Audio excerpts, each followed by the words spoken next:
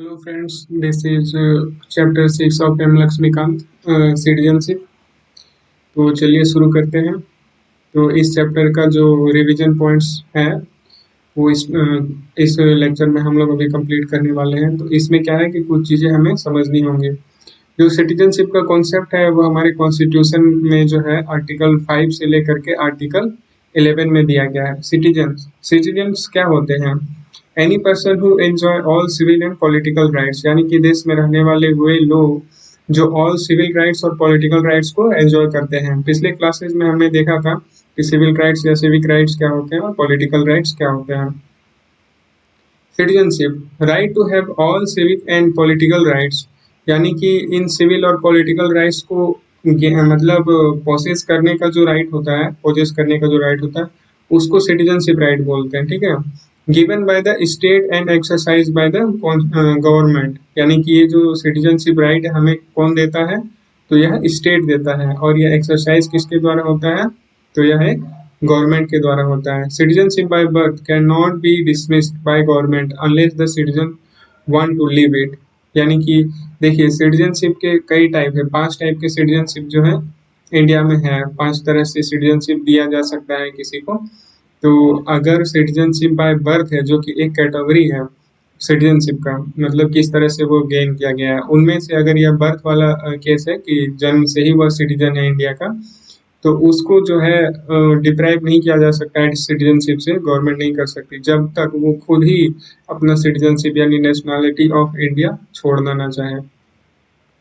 फिर है a non citizen can have इधर लिमिटेड फ्रेंड या फिर रेस्ट्रिक्टेड राइट। देखिए नॉन सिटीजन यानी कि जो सिटीजन नहीं है, जो विदेशी है, जो फॉरेनर है, तो 2 टाइप के हो सकते हैं। एक तो फ्रेंडली एलियन, उनको एलियन भी कहते हैं, ठीक है, यानी फ्रेंड, या फिर इलीगल एलियन भी हो सकते हैं। Friendly alien legal migrant, refugees, और एनिमी एलियन इलीगल माइग्रेंट और अजाइलम सीकर्स।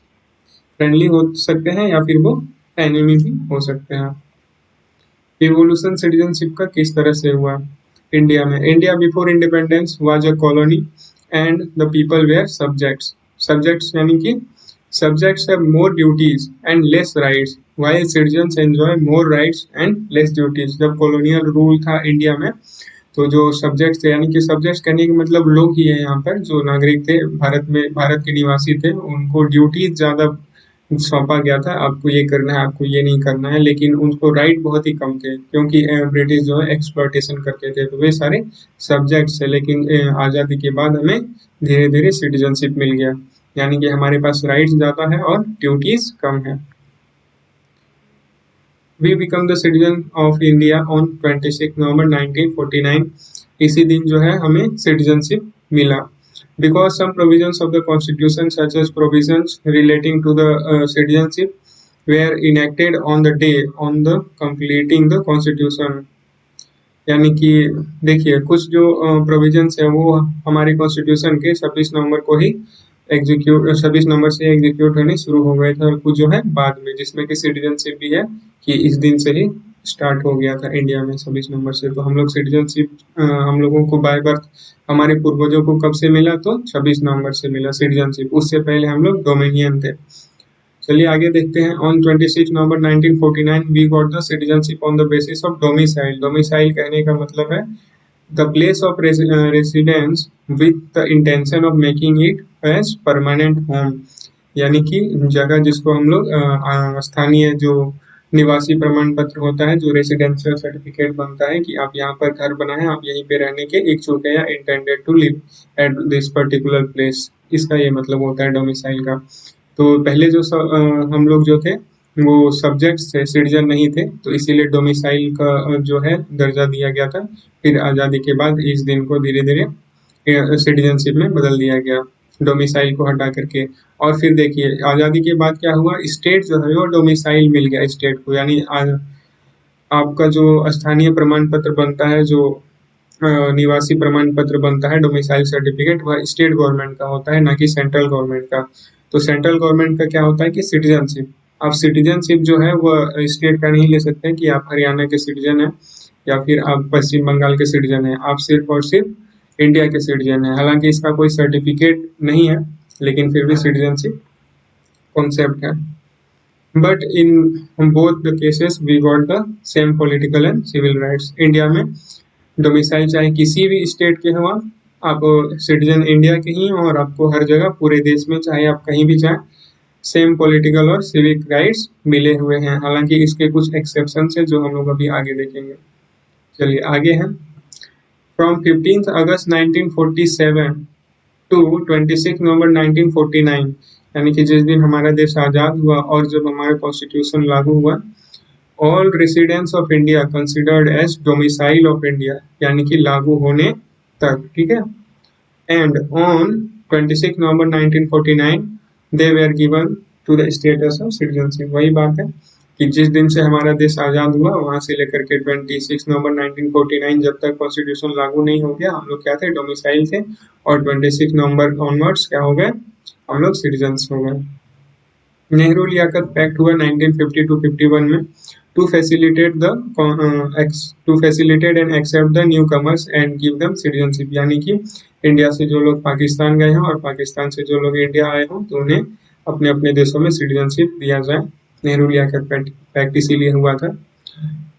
अनडिवाइडेड इंडिया, यहाँ पर आगे अनडिवाइडेड इंडिया का जिक्र होगा, इसका मतलब है इंडियन रीजन, यानी कि इंडिया के रीजन जो अभी कम हो गए हैं as per the government of India act 1935, यानी कि इस एक्ट में इंडिया का विस्तार जहां जहां तक था, जिन जिन टेरिटरी या एरियाज तक था, अनडिवाइडेड इंडिया वहां तक है, जैसे कि पाकिस्तान, जैसे कि बांग्लादेश या फिर कुछ पार्ट ऑफ अफगानिस्तान वगैरह। फिर देखिए सिटीजनशिप हमने आगे पहले ही देखा, आर्टिकल 5 से लेकर के 11 तक में सिटीजनशिप का प्रोविजन दिया गया है। तो चलिए देखते हैं आर्टिकल 5। आर्टिकल 5 जो है यह है citizenship at the commencement of the constitution, यानी जिस दिन कॉन्स्टिट्यूशन में लागू हुआ, किस दिन लागू हुआ, तो यह डेट है 26 नवंबर 1949। इस दिन को जो कमेंसमेंट लागू हुआ इसी दिन से जो सिटीजनशिप है वह आर्टिकल 5 में है। If someone migrates to India after this date, यानी कि 26 नवंबर के बाद 1949 के बाद, its citizenship will be govern by article 11। अभी हम लोग आगे देखेंगे। चलिए तो इसमें है आर्टिकल 5 में है domicile residents of India converted to citizens of India, हमने पहले ही देखा। फिर दूसरा है ईदर ही और she is born in India और ईदर ऑफ हिज और हर पेरेंट्स, ग्रैंड पेरेंट्स और great grandparents born in India from 15 August 1947 to 26 November 1949 और इन अनडिवाइडेड इंडिया, ठीक है। तो इनको क्या होगा कि सिटीजनशिप दिया जाएगा। फिर है आर्टिकल 6। आर्टिकल 6 के दो डेट को मेंशन करता है कि 1 मार्च 1947 या 3 जून प्लान से यह डेट आया है, 3 जून प्लान जो है आगे हम लोग देखेंगे। 1 मार्च 1947 से लेकर के 19 जुलाई 1948 के बीच if a person migrate from Pakistan to India will get the Indian citizenship automatically। कब से कब तक, 1 मार्च से लेकर के 19 जुलाई 1947 से 48 के बीच। फिर आर्टिकल 7 कहता है 19 जुलाई 1948, देखिए यही वाला डेट है, यहाँ से लेके 26 नवंबर 1949 को अगर a person who migrated to Pakistan, यानी कि यहाँ से इस टाइम जो हुआ हमारा देश आज़ाद हुआ था 1947 को, जो बंटवारा हो गया तो कुछ लोग इधर से इधर माइग्रेट कर रहे थे तो कुछ इधर से इधर माइग्रेट कर रहे थे, तो इसी से रिलेटेड है ये सब आर्टिकल, उसी केस से रिलेटेड है। तो इस आर्टिकल 7 में कहा गया है a person who migrated to Pakistan and returns to India will get Indian domicile if he or she stays in India for at least 6 months, then he or she will get citizenship based on domicile, यानी कि जो पहले पाकिस्तान चले गए और पाकिस्तान से इस date के बीच में वापस लौट आए इंडिया में, और तो उसको डोमिसाइल मिलेगा सर्टिफिकेट। अगर वो 6 महीना तक रह जाते हैं और आगे भी कंटिन्यू रहना चाहते हैं इंडिया में, तब उसको डोमिसाइल से अपग्रेड करके सिटीजनशिप दिया जाएगा डोमिसाइल के बेस्ट पर। आर्टिकल 8 रिलेटेड है person of Indian origin, person of Indian origin, ठीक है, आगे हम लोग देखेंगे। आर्टिकल 9 कहता है पर्सन ऑफ इंडियन ओरिजिन, जो कि अब खत्म कर दिया गया, इसका कुछ अलग ही कॉन्सेप्ट है जिसमें बहुत सारा अपग्रेडेशन हुआ है लॉ में, यानी कॉन्स्टिट्यूशन में, आगे हम लोग देखेंगे। आर्टिकल 9 में है dual citizenship is not allowed in India, यानी कि इंडिया में है कि डुअल सिटीजनशिप यहाँ पर अलाउड नहीं है। आप सिर्फ और सिर्फ या तो इंडिया के ही नागरिक हो सकते हैं या किसी अदर देश के सिटीजन हो सकते हैं। एक ही साथ आप इंडिया के भी सिटीजन हो, नेशनैलिटी रखते हो और दूसरे देश के भी, तो यह पॉसिबल इंडिया के लिए नहीं है। आर्टिकल 10, आर्टिकल 10 क्या कहता है कि continuance of citizenship if parliament makes a law to give or abolish citizenship then that will be applicable to all citizens of India। यानी कि यह पार्लियामेंट के पास ये पावर है कि सिटीजनशिप किसी भी सिटीजनशिप का जो भी है वो अथॉरिटी कम या ज़्यादा कर सकता है, तो उसको सारे जो सिटीजन है इंडिया पर वो लागू होगा। यह पावर शो करता है पार्लियामेंट का कि जो भी लॉ बनाना होगा सिटीजनशिप से रिलेटेड, कौन बनाएगी, तो पार्लियामेंट बनाएगी, स्टेट लेजिस्लेटिव नहीं बनाएगी। आर्टिकल 11 पहले हमने देखा कि 26 नवंबर 1949 के बाद जो भी इंडिया में आएंगे, यानी किसी भी तरह से इंडिया का सिटीजनशिप अगर लेना चाहते हैं वो, तो वह आर्टिकल 11 के तहत गवर्न किया जाएगा।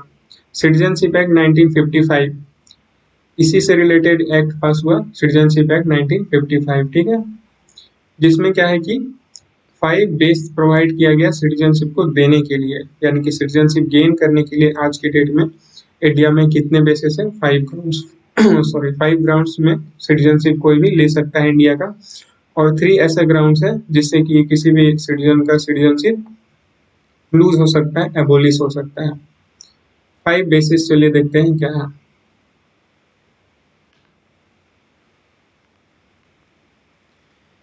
पहला है बाय बर्थ, ठीक है, अगर कोई if a person born in Indian territory will be given citizenship, अगर किसी बच्चे का जन्म या किसी का जन्म, बच्चा ही होगा ऑब्वियसली, तो इंडिया में वो अगर वो जन्म लेता है तो वो उसको बाय बर्थ सिटीजनशिप इंडिया का दिया जाएगा। इसमें कुछ कंडीशंस है, जैसे कि ऑन एंड आफ्टर, और या डेट बिफोर, ये जो है डेट मेंशन है। अगर 26 नवंबर 1949 से लेके 1 जुलाई 1987 के बीच अगर कोई बच्चा इंडिया में जन्म लेता है तो उसको इंडियन सिटीजनशिप दिया जाएगा, irrespective of the citizenship of their parents, यानी कि उसके पेरेंट्स के सिटीजनशिप भले ही किसी और कंट्री के हो, अगर वह बच्चा जो है इस डेट के बीच में इंडिया में पैदा होता है 26 नवंबर से लेकर 1 जुलाई तक, वह ऑटोमेटिक इंडिया का सिटीजन कहा जाएगा। फिर 1 जुलाई 1987 से लेके 3 दिसंबर 2004, अगर इस डेट में कोई बच्चा इंडिया में पैदा होता है या इंडियन टेरिटरी में पैदा होता है, तो either of his parents must be an Indian, यानी कि उनकी या तो मदर इंडियन होनी, सिटीजन होनी चाहिए, या तो फादर इंडियन सिटीजन होने चाहिए, तभी उनको जो है सिटीजनशिप दिया जाएगा इंडिया का। फिर अगला है 3 दिसंबर 2004 से अभी तक जो चलता आ रहा है, 2004 के बाद का है, either of the parent must be Indian but another parent should not B an illegal migrant. देखिए यहाँ पे इलीगल माइग्रेंट को यहाँ पे हाईलाइट करके बताया गया है कि दोनों में से कोई एक जो है, माता या तो पिता, इंडियन सिटीजन तो होने चाहिए, लेकिन जो दूसरे हैं इलीगल माइग्रेंट नहीं होने चाहिए, तभी जो बच्चे को है बाय बर्थ सिटीजनशिप दिया जाएगा। 3 दिसंबर 2004 के बाद अब तक यही चलता आ रहा है। फिर है बाय डिसेंट, दूसरा ground, if a Indian person is born outside India. देखिए क्या कह रहा है, if an Indian person is born, यानी कि कोई भारत के लोग ही बाहर पैदा हो रहे हो, तो अगर 26 जनवरी 1950 से लेकर के 10 दिसंबर 1992 के बीच में यह डेट है, तो father must be N Indian citizen. अगर इस डेट के बीच 26 जनवरी 1950 टू 10 दिसंबर 1992 के बीच कोई बच्चा भारत का जो वो बाहर पैदा हो रहा है, अमेरिका में पैदा हो रहा है, यूरोप में पैदा हो रहा है, तो father must be N Indian citizen. ये क्या है, प्रिकर्सर है कि उस बच्चे का सिटीजनशिप इंडिया का हो। फिर देखिए यहाँ पर एक इम्पोर्टेंट अपग्रेड होता है 10 दिसंबर 1992 से लेकर के, यानी यही वाला डेट है, 3 दिसंबर 2004 तक बाय डिसेंट जो है, either of the parents should be Indian, यानी national commission for women is established हुआ था 1919 में, और सिटीजनशिप एक्ट अमेंड किया गया था 1992 में। देखिए यहाँ पे क्यों ऐसा किया गया, यहाँ पर फादर को हाईलाइट किया गया है, ठीक है, highlighted father must be Indian citizen, लेकिन यहाँ पर क्या है कि ईदर ऑफ द पेरेंट्स, या तो फादर या फिर मदर। देखिए इस दौरान जो है women national commission for women को स्टेब्लिश किया गया था 1990 में, ठीक है, और फिर 1992 में सिटीजनशिप को अमेंड भी किया गया था, यानी कि जो वुमेन लोग हैं वो प्रोटेस्ट टाइप कर रही थी, तो कि उनको भी यह राइट होना चाहिए कि अगर मदर जो है वह इंडियन सिटीजन है तो उसके बेस पर भी डिसेंट वाले केस में बच्चे को सिटीजनशिप दिया जाना चाहिए। तो या तो इनइक्वालिटी हो रहा था बेस्ड ऑन सेक्स या फिर जेंडर कह ले। तो इसीलिए से यह जो अमेंडमेंट किया गया कॉन्स्टिट्यूशन में 1992 में, और फिर नेशनल कमीशन फॉर वुमेन को बनाया गया 1990 में। इसी पर्पस के लिए मेनली यह भी था एक बना। तो अब क्या है कि either of the parents should be Indian. फिर है 3 दिसंबर 2004 टू टिल डेट। लेकिन अब क्या चलता आ रहा है, यह वाला करंट अभी है। Birth of the kid must be registered with appropriate Indian authority before the expiry of 12th month age of the child। यानी कि बच्चे का जो जन्म है, यानी कि भारत का जो बच्चा है वह कहीं और किसी विदेश में पैदा हो रहा है, तो उसके पैदा होने के 12 महीने यानी कि 1 साल के अंदर अंदर उस बच्चे का रजिस्ट्रेशन होना बहुत ही मैंडेटरी है। कहाँ पर रजिस्ट्रेशन होगा? इंडियन अथॉरिटी कोई जहाँ पर ये रजिस्ट्रेशन हो रहा हो वहाँ पर होगा, यानी कि इंडियन गवर्नमेंट के अंदर में। फिर इसी में दूसरा पॉइंट है, parents have to sign an undertaking declaring that the kid does not hold any other countries passport. यानी कि पेरेंट्स जो है या लिखित में दे कि वह जो बच्चा विदेश में पैदा हुआ है या किसी और देश का सिटीजनशिप मतलब नहीं लिया हो, या किसी और देश का पासपोर्ट या नेशनलिटी नहीं प्रोसेस करता हो। लेकिन यहाँ पर यह लिखित में देना पड़ेगा, यानी कि पेरेंट्स को। लेकिन यहाँ पर भी एक मतलब केस हो सकता है कि पेरेंट्स झूठ बोल दे, तो इस केस में हम लोग आगे देखेंगे। तो चलिए,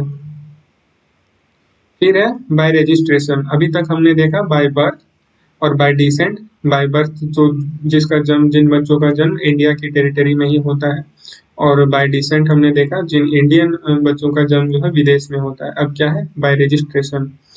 only person of Indian origin is allowed to take the citizenship through registration process. देखिए, person of Indian origin, person of Indian origin उसको कहते हैं, ये क्या है?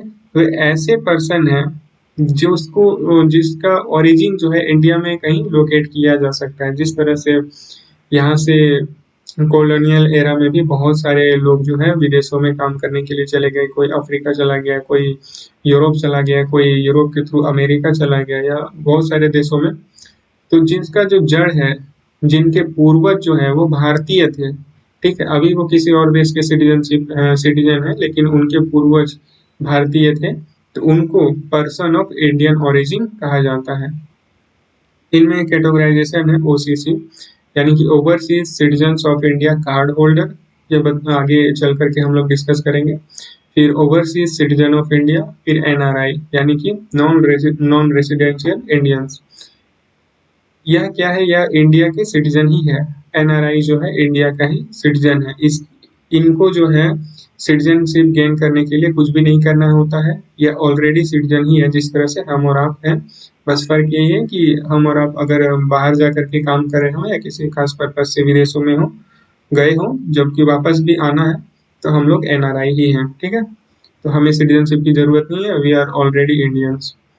तो फिर तीसरे में चलिए आगे देखते हैं, बाय रजिस्ट्रेशन में क्या है। ये PIO को याद रखिएगा, पर्सन ऑफ इंडियन ओरिजिन है। Who gets citizenship through registration process, तो वही है PIOs, OCIs, person of Indian origin, overseas citizens of India, spouse and children after getting the age of 1 year, ठीक है। इसमें अगला पॉइंट है चिल्ड्रन। देखिए कि बाय रजिस्ट्रेशन के जो है इस प्रोसेस के थ्रू कौन एलिजिबल है सिटीजनशिप के लिए अप्लाई करने के लिए। पर्सन ऑफ इंडियन ओरिजिन है, OCIs है, ओवरसीज सिटीजन ऑफ इंडिया, और स्पाउस यानी कि अगर कोई दंपति है, पति पत्नी है, उनमें से कोई एक, या फिर अगर बच्चे हैं और वो जो है 1 साल की उम्र अपनी पूरी कर चुका है, तो वह है eligible. Before applying they have to stay in India for 6 year in aggregate plus 1 last year in continuation. तो ये क्या हो गया? 6 + 1 7 years, and it should not be the beyond of the total period of 8 years, ठीक है।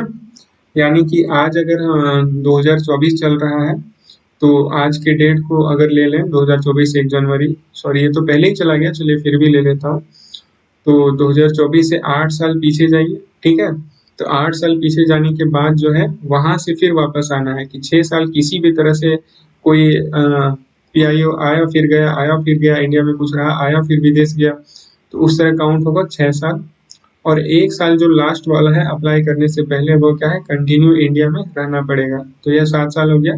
तो total कब तक है कि 8 8 साल का पीरियड में, लास्ट 8 साल, तो बीच में 1 साल वह बाहर में रह सकता है या किसी काम से जा सकता है।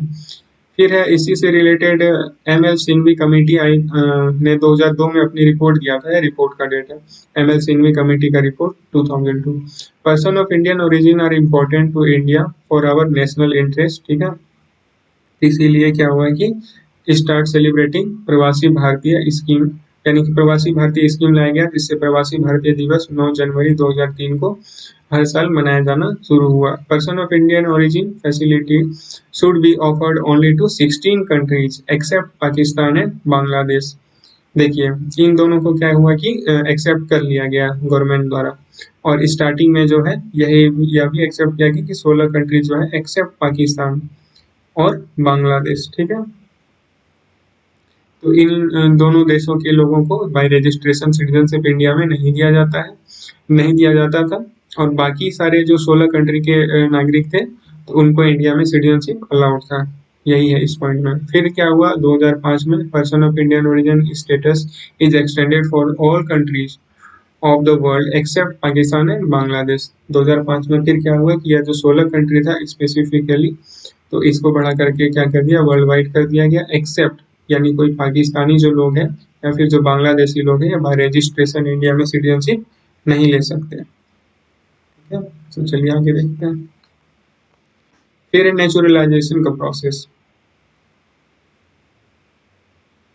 इसमें क्या है, बाय रजिस्ट्रेशन में कुछ और भी पॉइंट्स है।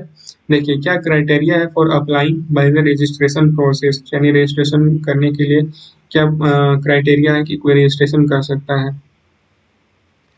PIO यानी कि कोई भी एक person of Indian origin residing India 7 years before applying, यानी कि इंडिया में अप्लाई करने के लिए पहले ही आकर के इंडिया में 7 साल रहना पड़ेगा, जो अभी हमने देखा।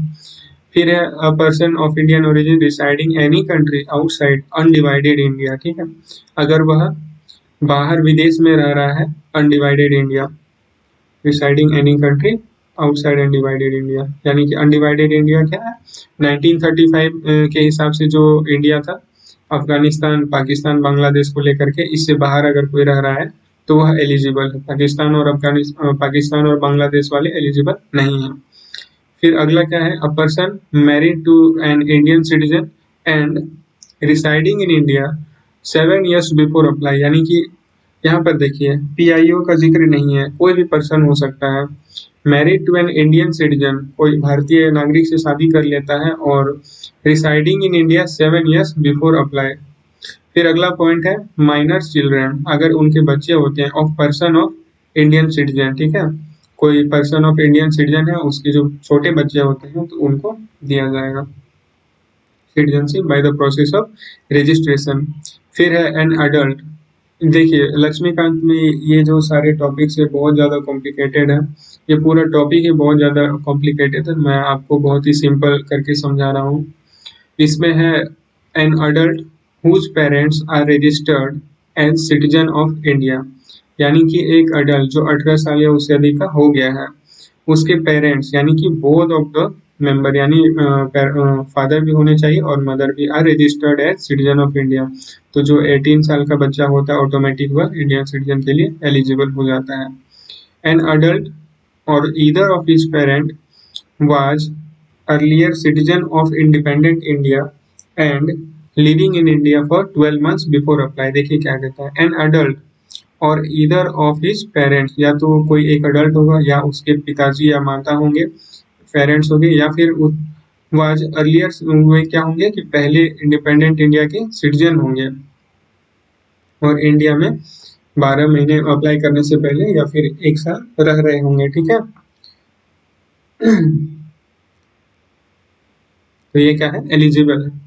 फिर अगला पॉइंट है an adult registered as overseas citizen of India card holder for 5 year, यानी कि OCI कार्ड होल्डर आगे देखेंगे हम लोग। अगर कोई इस स्कीम के तहत OCI कार्ड होल्डर है और वह 5 सालों से OCI कार्ड होल्डर है, और वह क्या है कि इंडिया में अप्लाई करने से पहले 12 महीनों से लगातार रहता आ रहा है तो वह एलिजिबल है अप्लाई करने के लिए रजिस्ट्रेशन प्रोसेस का।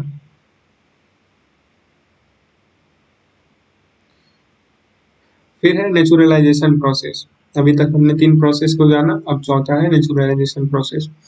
People who don't have any kind of connects with India, those who are completely foreigners.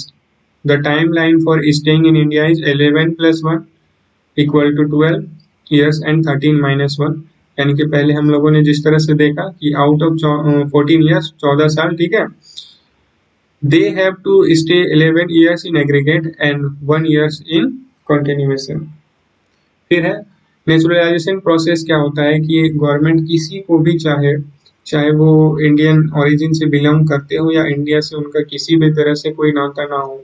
For example अगर कोई अमेरिकी प्रेसिडेंट हो, जैसे अभी जो बिडेन है, तो उनको भी अगर चाहे तो इंडिया सिटीजनशिप दे सकता है। तो किस प्रोसेस से मिलेगा? तो नेचुरलाइजेशन के प्रोसेस से मिलेगा।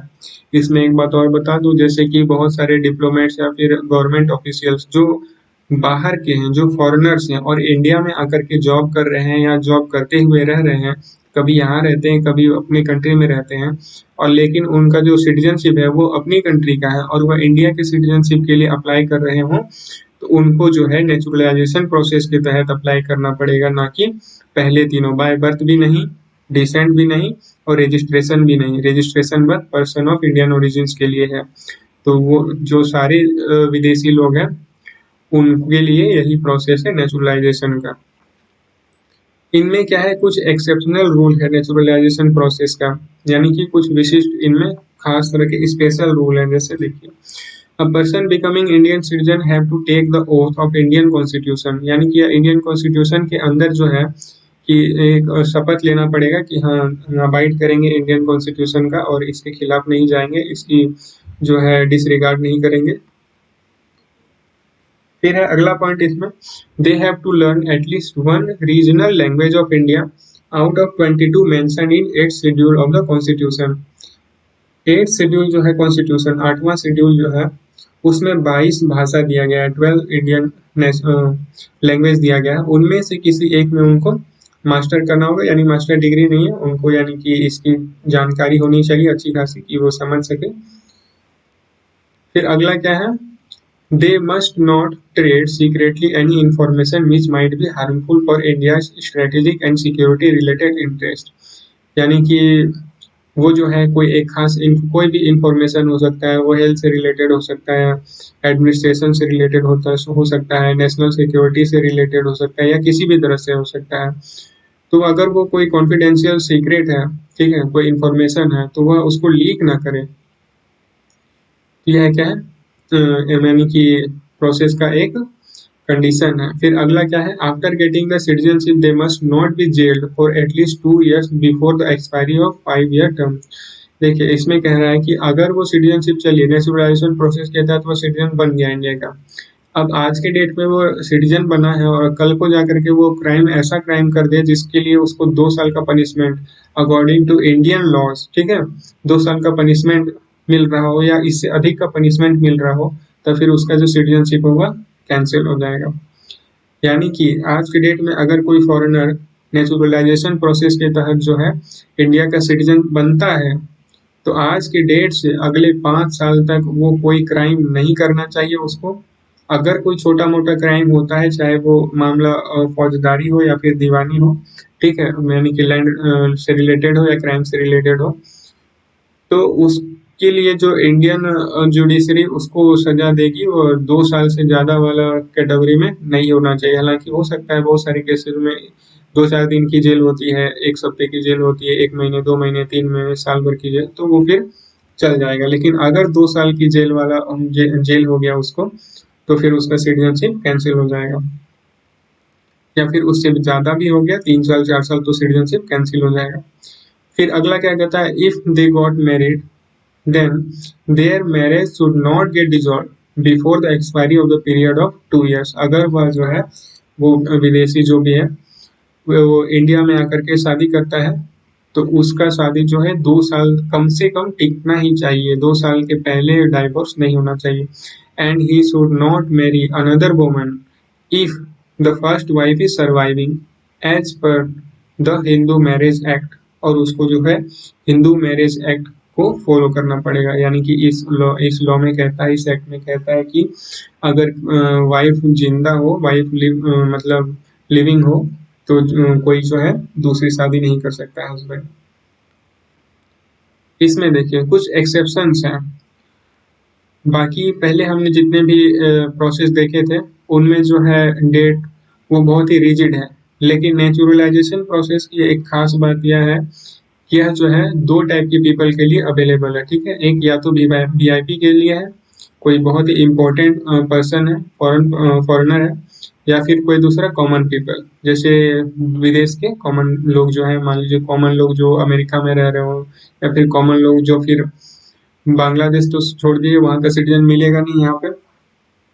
कॉमन लोग जो अदर कंट्री में रह रहे हो, यूरोप में रह रहे हो, अफ्रीका में रह रहे हो, या अदर कहीं पे, उनके लिए ये बहुत ही रिजिड है, इनको फॉलो करना पड़ेगा। लेकिन अगर कोई वीआईपी है और अगर गवर्नमेंट ऑफ इंडिया चाहे, अगर चाहती है, ठीक है, तो इनके जितने भी ये ईयर वाले टर्म्स है उन सबको खत्म करके उनको तुरंत ही सिटीजनशिप दे दिया जाएगा। तुरंत कहने का मतलब है घंटों के अंदर, 1 घंटे के अंदर, एक 10 मिनट के अंदर सिटीजनशिप दे दिया जाएगा, और उसको 12 साल तक इंडिया में रहने के लिए कोई जरूरत नहीं है पहले आकर के।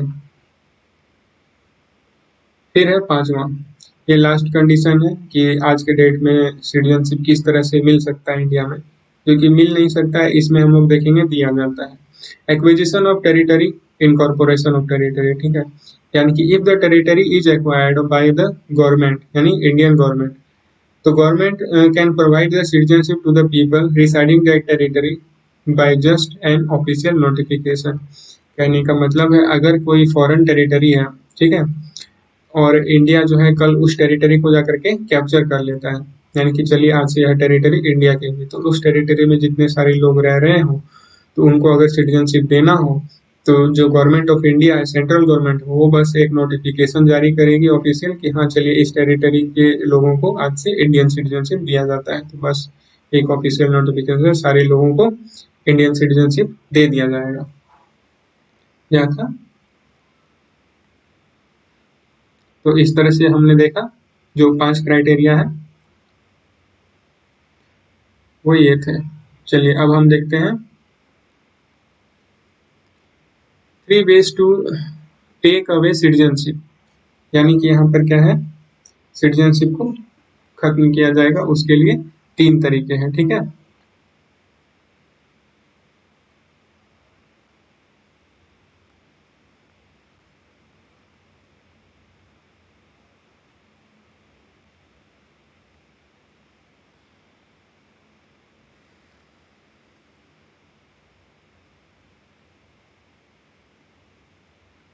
चलिए तो पहला जो तरीका है, यह भी क्या है, आर्टिकल 11 के अंदर ही आता है, ठीक है। सिटीजनशिप एक्ट 1995 आर्टिकल 11 के ही अंदर आता है। पहला है कि किसी को इंडियन सिटीजनशिप जो है ले लिया जाएगा, किसी का इंडियन सिटीजनशिप, और वह है रिनंसिएशन, दूसरा है डेप्रिवेशन, और फिर तीसरा है टर्मिनेशन।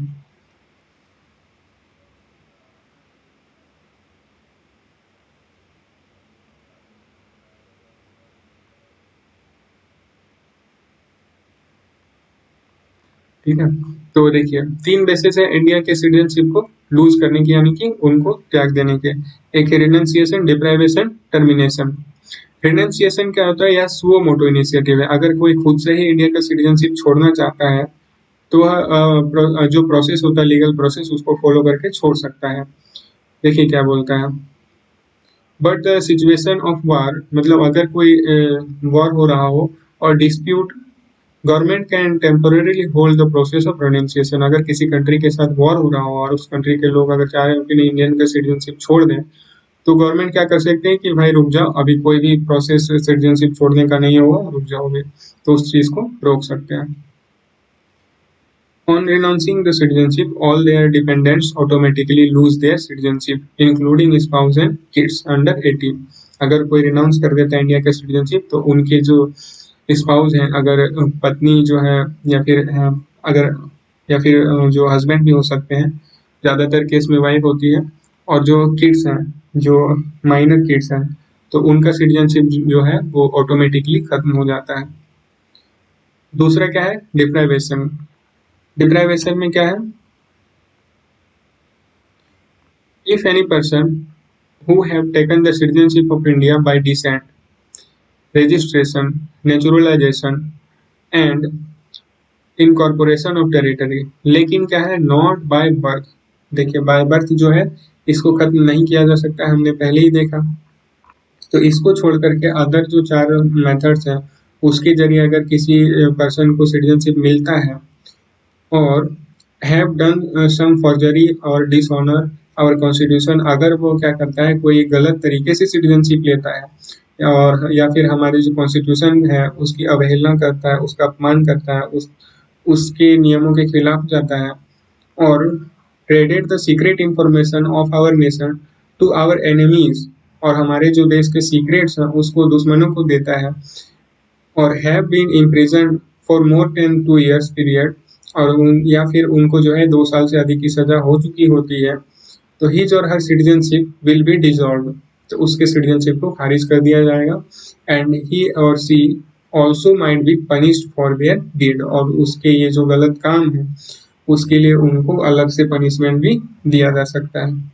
फिर तीसरा है इसमें termination. This is the legal action by government if knowingly or unknowingly any person acquires the citizenship of any other country, though that country allows dual citizenship, government will terminate his citizenship but he will not be punished। इसमें क्या करता है कि एक legal action है, ठीक है, या लीगल टर्मिनेशन। अगर कोई जानबूझ करके या अनजाने में किसी दूसरे कंट्री का सिटीजनशिप को ले लेता है, ठीक है, जो कि डुअल सिटीजनशिप को अलाउ करते होंगे वो कंट्री के, चलिए आप यहाँ के भी नागरिक हैं और किसी और के भी नागरिक हैं, हमें कोई एतराज नहीं हो। अगर ऐसे कोई कंट्री है, अगर वो उस देश का सिटीजनशिप ले लेता है और इंडिया का भी सिटीजनशिप होता है उसके पास, तो government will terminate his citizenship but he will not be punished, तो उसका सिटीजनशिप खत्म कर दिया जाएगा। देखिए अमेरिका में क्या है कि वहाँ पर डुअल सिटीजनशिप है। डुअल सिटीजनशिप इस सेंस में नहीं है, अलग सेंस में। डुअल सिटीजनशिप वहाँ पर क्या है कि जितने भी स्टेट है अमेरिका में, स्टेट के लिए अलग सिटीजनशिप है, यहाँ पर स्टेट के लिए डोमिसाइल है इंडिया में, लेकिन अमेरिका में स्टेट के लिए सिटीजनशिप है और सेंटर के लिए भी सिटीजनशिप है। इंडिया में क्या है? सेंटर के लिए सिटीजनशिप है और स्टेट के लिए डोमिसाइल है। अगला टॉपिक है इसमें सिंगल सिटीजनशिप इन इंडिया, इससे रिलेटेड। इसमें क्या है कि all citizens have the same political and civil rights without any discrimination. हमने पहले ही देखा कि सिंगल सिटीजनशिप होने का मतलब ये है कि अगर आप सिटीजन हैं इंडिया के और आप कहीं पर भी जाइए देश भर में, तो आपको वही पॉलिटिकल और सिविल राइट्स मिलेंगे, ठीक है, across the country. But there are certain exceptions in such rights, जैसे कुछ एक्सेप्शन है, जैसे उनमें पहला है parliament under article 16 can prescribe for the residential qualification for appointment to non gazetted post in any state और यूटी। इसके अंदर यह है कि पार्लियामेंट जो है आर्टिकल 16 के तहत यह एक्सेप्शन कर सकती है कि वह जो है यह प्रिस्क्राइब कर सकती है कि आप उस क्षेत्र विशेष के, उस पर्टिकुलर टेरिटरी के जो है रेसिडेंस होने चाहिए, ताकि आपको वहां पर जॉब दिया जा सके, वो भी नॉन गजेटेड पोस्ट पर। इसके वर्तमान में एग्जाम्पल है तेलंगाना और आंध्र प्रदेश, ठीक है। दूसरा है आर्टिकल 15 विच प्रोहिबिट्स डिस्क्रिमिनेशन। बेसिकली क्या है कि ओरिजिनली आर्टिकल 15 जो है वो डिस्क्रिमिनेशन को रोकता है कि discrimination on the grounds of religion, race, caste, sex और प्लेस ऑफ बर्थ, इसके आधार पर डिस्क्रिमिनेशन नहीं होना चाहिए। लेकिन स्टेट में of reservation in the education to its residents, यानी रेसिडेंट्स, तो यानी कि इसमें कह रहा है कि इसके बावजूद भी अगर स्टेट क्या है, यानी कि कोई पर्टिकुलर स्टेट, राज्य जो है, अपने जो निवासी है उसको रिजर्वेशन प्रोवाइड कर सकता है एजुकेशन में। जो जिस तरह से हम लोग देखते हैं अभी नीट का जो एग्जाम होता है या कोई भी अदर नीट का एग्जाम स्पेशली अगर देखें तो उनमें कोटा होता है, स्टेट कोटा और सेंटर का जो कोटा होता है, वो चीज़ यहाँ पर है। फिर अगला है freedom of movement and reside under article 19। Article 19 एक बहुत ही ब्रॉड आर्टिकल है जो हम लोग अगले चैप्टर में पढ़ेंगे। उसमें से एक है एक प्रोविजन है कि freedom of movement and reside in Indian territory, यानी कि भारत में किसी भी क्षेत्र में जा करके आप वहाँ पर घूम सकते हैं या फिर वहाँ पर आप रह सकते हैं, ये आपको अधिकार है। लेकिन इसके कुछ एक्सेप्शंस हैं। अगर कोई ट्राइबल एरियाज है तो गवर्नमेंट चाहे तो आपको वहाँ पे जाने से रोक सकती है, जाने से भी रोक सकती है और रिसाइड करने से भी रोक सकती है। क्या एक्सेप्शंस है? भले ही आप वहाँ के नागरिक क्यों ना हो, वहाँ के नागरिक मतलब आप इंडिया के नागरिक हैं तो आप उस ऑब्वियस सी बात है उस टेरिटरी के भी नागरिक हैं जहाँ पे ट्राइबल एरिया है, लेकिन आपको वहाँ जाने से भी रोक दिया जाएगा।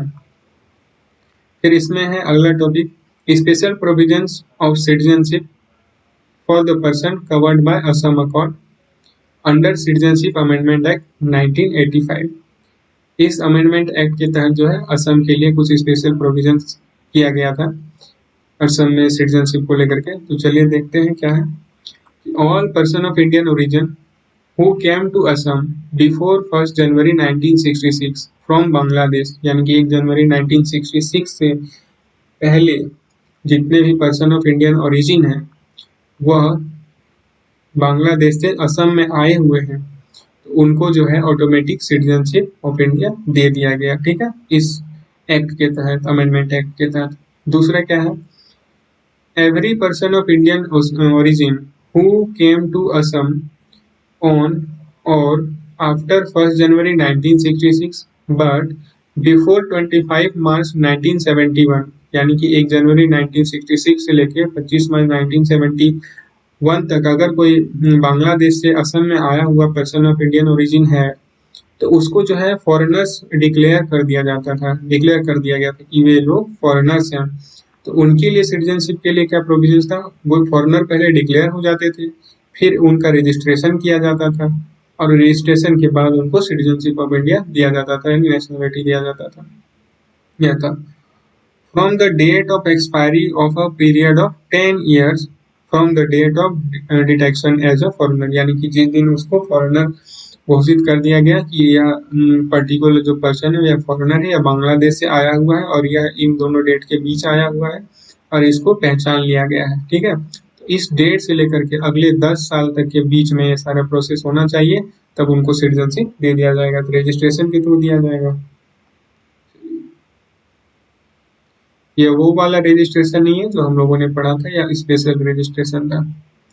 फिर अगला टॉपिक है ओवरसीज सिटीजनशिप ऑफ इंडिया। देखिए यह टॉपिक जो है लक्ष्मीकांत के बुक में जो है आखिर में दिया गया है, आखिर के पन्नों में। तो यहाँ पर मैं बस इसके कुछ इम्पोर्टेंट पॉइंट्स ही ले रहा हूँ, बाकी आप बुक में जाकर के रेफर कर सकते हैं। इसमें क्या है, एम.एल. सिंघवी जो कमेटी है उन्होंने रिपोर्ट दिया 2002 में और इन्होंने सजेस्ट किया कि for dual citizenship for person of Indian origin, यानी कि पर्सन ऑफ इंडियन ओरिजिन को भी सिटीजनशिप दिया जाना चाहिए और इस तरह से इंडिया के लिए डुअल सिटीजनशिप होना चाहिए। एक तो जो यहाँ के सिटीजन्स हैं ऑलरेडी और इंडिया में रह रहे हैं या फिर एनआरआई हैं, और दूसरे जो कैटेगरी है वो पर्सन ऑफ इंडियन ओरिजिन के लिए हो। ठीक है, इसी से रिलेटेड क्या है कि सिटीजनशिप अमेंडमेंट एक्ट 2003 लाया गया इसी को अप्लाई करने के लिए, और provisions made for acquisition of origin of Indian citizen, sorry उल्टा लिखा हुआ है, overseas citizenship of India, sorry. ठीक है, जो यह भी जो एक्ट है citizenship amendment act 2003, provisions made for the acquisition of overseas citizen of India by person of Indian origin of 16 countries except Pakistan and Bangladesh. जो हमने पहले देखा कि 16 देशों के लिए यह जो है लाया गया था ओवरसीज सिटीजनशिप ऑफ इंडिया। यह क्या है, सिटीजनशिप ही है। किसके लिए है, यह पर्सन ऑफ इंडियन ओरिजिन के लिए, जो कि 16 देशों से बिलोंग करते हैं। कोई 16 देश पर्टिकुलर मेंशन होंगे उनसे, एक्सेप्ट पाकिस्तान और बांग्लादेश। ये अगर मिल गया उनको तो वो सिटीजनशिप हो गए। ठीक है, तो डुअल सिटीजनशिप, एक हमोरात और यह है OCI, overseas citizens of India.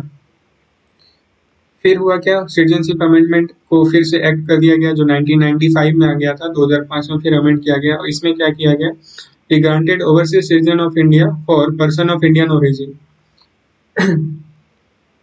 for all countries except Pakistan and Bangladesh. यह भी टॉपिक हमने पहले देखा है कि सारी कंट्री के लिए 2005 में कर दिया गया था, लेकिन यहाँ पर भी बांग्लादेश और पाकिस्तान को बाहर ही रखा गया था।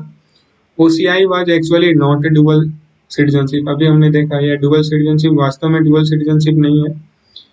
और ऊपर से क्या है, आर्टिकल 9 यह एक्सप्लिसिटली मेंशन है कि नो डुअल सिटीजनशिप अलाउड है कंट्री में। इंडिया में कोई भी दो डुअल सिटीजनशिप नहीं हो सकता है, एक ही सिटीजनशिप होगा, वह है citizens of India, Indian citizen. ठीक है, तो फिर से अमेंड किया गया इसी के कारण आर्टिकल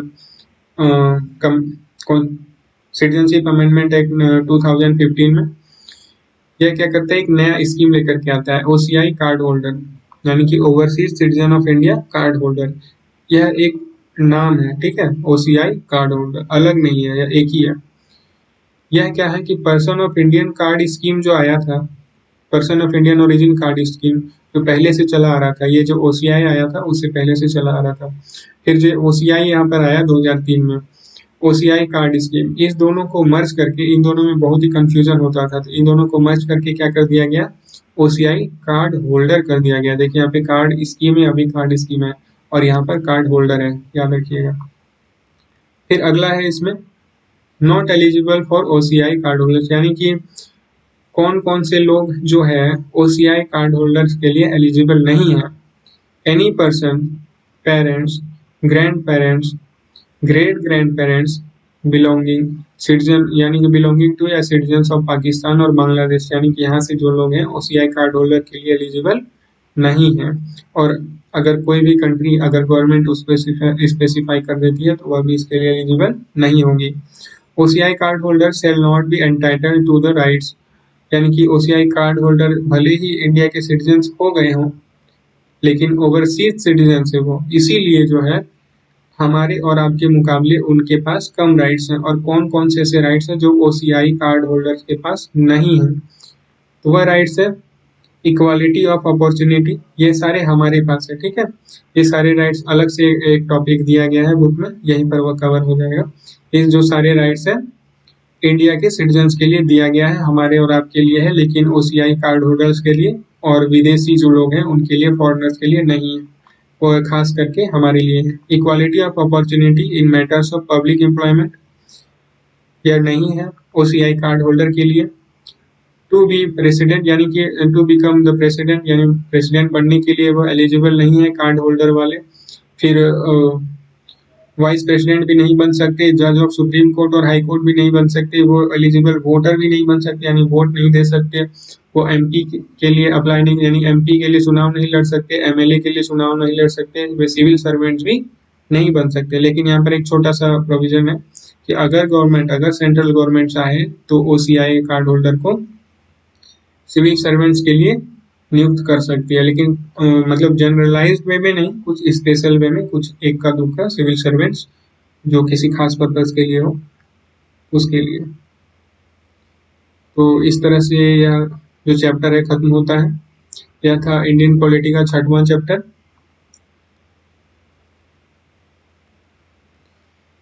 सिटीजनशिप, जो कि खत्म हुआ। आई होप कि आपको यह वीडियो पसंद आया होगा, और अगर आपको यह वीडियो पसंद आया है तो इस चैनल को सब्सक्राइब करें और हमें सपोर्ट करें। Thank you.